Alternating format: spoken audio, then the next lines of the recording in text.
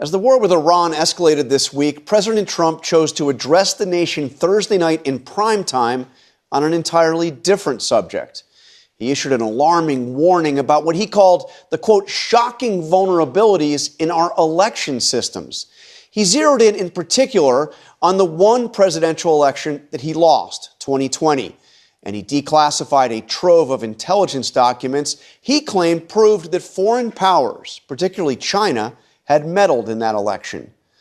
Much has already been said by intelligence experts and by prominent figures in both parties about how the president made unfounded and reckless allegations without evidence, and about how the documents he released revealed little new information about election vulnerabilities. So let me take a moment instead to point out some of what those documents actually did reveal. For one, even as President Trump tried to alarm the country about foreign interference in the way we count our votes, the documents released showed very nearly the opposite. One of them, an intelligence assessment issued while he was president in January of 2020, says America's election system, quote, would be difficult to manipulate on a wide enough scale to alter the election outcome.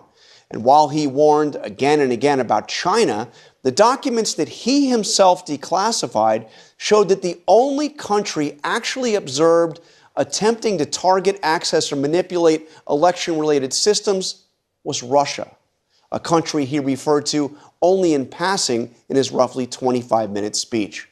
As for China, he told us it had pulled off, in his words, the largest compromise of election data in history, the illicit acquisition of 220 million American voter files, which he called an unprecedented election security nightmare.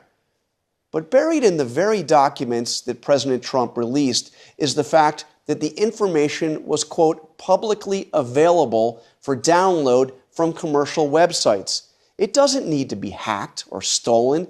It's data that can be legally bought, the kind that political campaigns purchase all the time.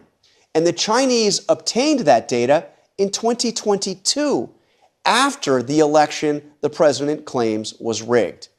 But the single most significant thing to me in all of these documents that the president declassified Thursday night was this: an intelligence assessment warning that one of the most damaging things that a foreign power could do is not to hack a voting machine, but to convince Americans that they had done that. As one of the documents Trump declassified warned, quote, adversaries could make wholly fabricated claims that they have compromised all U.S. voting machines. And those claims could introduce public doubts about the validity of the election and undercut public confidence in the election. Think about that. The intelligence community, in the very documents that Trump himself declassified, assessed that one of the most damaging things a foreign adversary could do would be to falsely convince the American people that their elections had been rigged. And here's the irony.